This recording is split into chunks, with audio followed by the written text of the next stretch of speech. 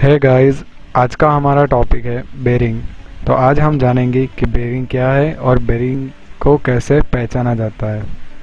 तो चलिए, first of all, what is a bearing? A bearing is a machine element that constrain a relative motion to only one desired motion and reduce a friction between moving part.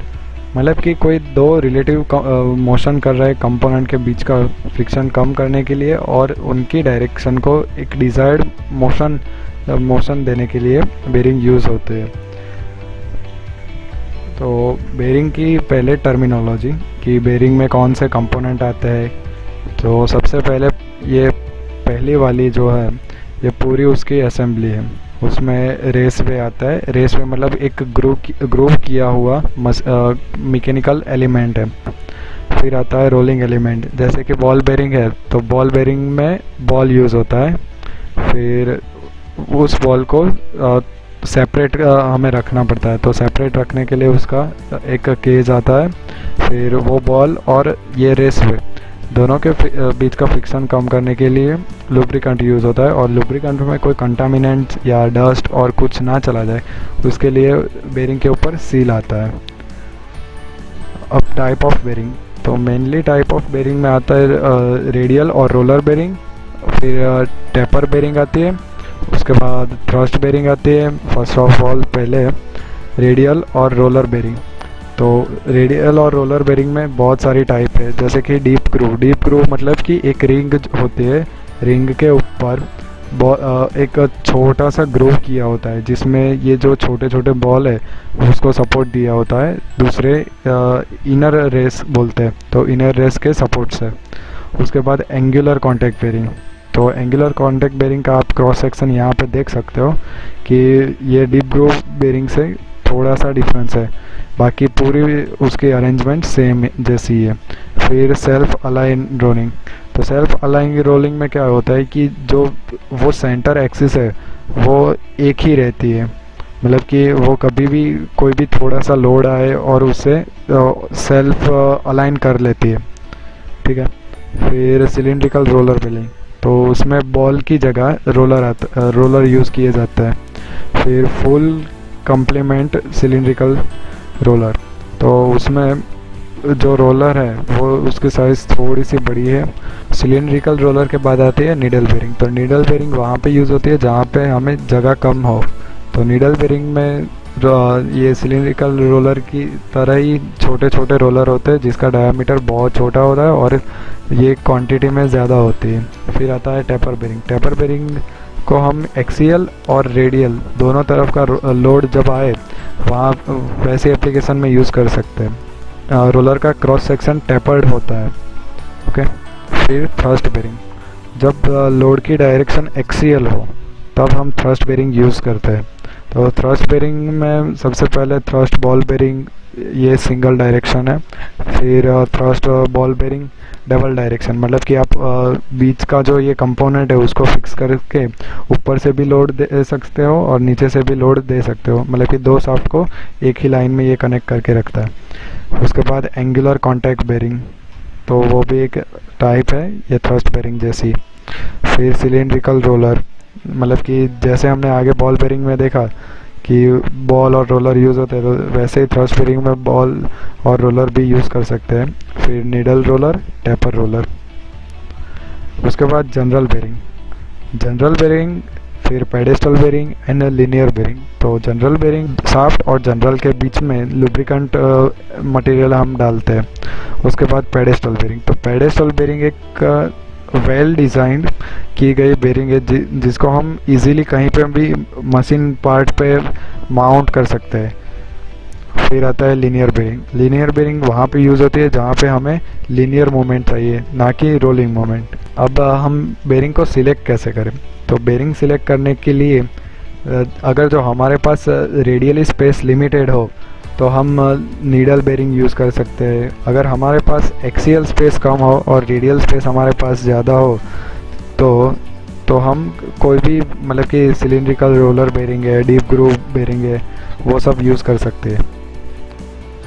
फिर अब bearing पे किस तरह का load लगेगा, तो उसके ऊपर बेरिंग का सिलेक्शन डिपेंड करता है। अगर बेरिंग पे ज़्यादा लोड लगता है तो हमें ज़्यादा ग्रेड की बेरिंग चाहिए। तो बेरिंग का सिलेक्शन उसके लोड की तरह की किस तरह का लोड आ रहा है।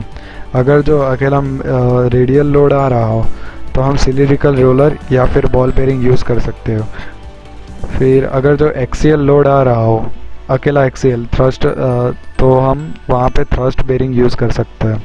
तो थ्रस्ट बेरिंग का काम यही है कि ये जो एक्सियल लोड आता हो तब यूज़ होती है। कई एप्लीकेशन में ऐसा होता है कि एक्सियल भी लोड आ रहा है एंड रेडियल लोड भी आ रहा है, तो वहाँ पे हम ये और तरह की बेरिंग यूज़ कर सकते हैं कि टैपर बेरिंग हो गई, डबल टैपर हो गई, फिर टैपर एंड रोलर हो गई, टैपर एंड बॉल बेरिंग हो गई। वैसे हम अलग अलग कॉम्बिनेशन यूज़ कर सकते हैं। मोमेंट, तो जब बेरिंग पे मूवमेंट आ रही हो तब भी हम बेरिंग यूज़ कर सकते हैं। उसके लिए अलग अलग टाइप की बेरिंग आती है, मतलब कि ये taper bearing, self align bearing, वो सब बेरिंग हम यूज़ कर सकते हैं। उसके बाद बेरिंग सिलेक्शन ऑन मिसअलाइनमेंट। अगर जो साफ्ट थोड़ी सी टेढ़ी मेढ़ी हो या लगी हो, या फिर मतलब कि बेरिंग की एक्सिस एंड साफ्ट की एक्सिस सेम ना हो, वहाँ पे हम बेरिंग यूज़ कर सकते हैं। उसके लिए उसके टाइप की अलग अलग बेरिंग आती है। जो रोबोटिक एप्लीकेशन में हम लोग पेडेस्टल बेरिंग यूज़ कर सकते हैं कि अगर जो हमारी साफ्ट अलाइन ना हो सेंटर टू सेंटर, तो वहाँ पे हम पेडेस्टल बेरिंग यूज़ कर सकते हैं। फिर सील, तो सील हम क्यों लगाते हैं बेरिंग पे, तो बाहर का कोई कचरा ना चला जाए। लुब्रिकेटिंग जो मटेरियल है उसमें कचरा जाएगा तो उसकी वजह से फ्रिक्शन बढ़ेगा एंड पावर लॉस की संभावना रहती है। बेरिंग को कैसे पहचाना जाए, तो बेरिंग को पहचानने के लिए उसका बेरिंग का स्पेसिफिक कोड होता है। आप स्लाइड में देख सकते हो कि यहाँ पे एक स्पेसिफिक बेरिंग है जिसका कोड 62032ZC3 है। मतलब कि 6 इंडिकेट करता है बेरिंग की टाइप की कौन सी बेरिंग है, single row deep groove bearing, double row deep groove bearing, वैसे पेडेस्टल बेरिंग, फिर थ्रस्ट बेरिंग। तो उस हिसाब से उसके अलग अलग कोड है। फिर 2 नंबर, तो यहाँ पे जो कोई भी नंबर हो, बेसिकली इसमें यहाँ पे नंबर 0 से 5 तक होगा, तो वो कोड इंडिकेट करता है, मतलब कि वो उसकी बेरिंग सीरीज़ है। बेरिंग सीरीज़ माने कि अब बेरिंग पे कितने केजी लोड लगा रहे हो। अगर लोड की वैल्यू बहुत कम है तो आप 0 की सीरीज़ की बेरिंग यूज़ कर सकते हैं। अगर लोड की वैल्यू ज़्यादा है तो आप 5 की सीरीज़ की भी बेरिंग यूज़ कर सकते हैं। फिर यहाँ आखिरी दो नंबर इंडिकेट करते हैं बोर डायामीटर, कि आपको वो बेरिंग में कौन सी साफ्ट लगानी है। अब साफ्ट की डायामीटर के लिए यहाँ पे इंडिकेट करने के लिए 2 नंबर होते हैं। तो 03 इंडिकेट करता है बोर डायामीटर। अब 03 मतलब कि 70 mm उसका बोर डायामीटर हुआ।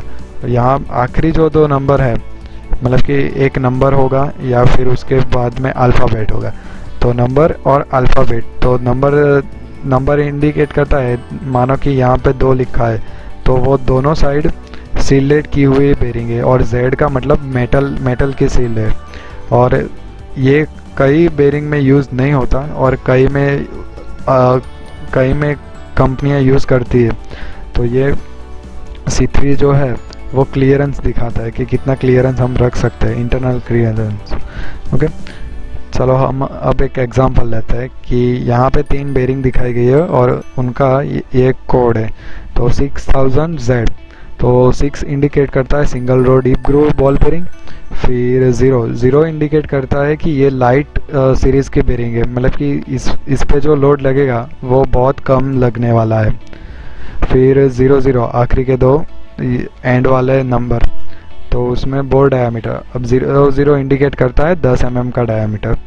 उसके बाद Z, इसमें सिंगल Z लिखा है तो वो मेटल सील है, ठीक है। 6205, उसमें 6 बॉल बेरिंग के लिए 2 लाइट लोड कैपेसिटी है, मतलब कि ये जो 0 था इसमें वो यहाँ पे 2 की कैपेसिटी का, तो लाइट लोड कैपेसिटी 0 एंड 1 वो यूज़ होता है एक्स्ट्रा लाइट लोड कैपेसिटी के लिए, और 2 यूज़ होता है लाइट लोड कैपेसिटी के लिए।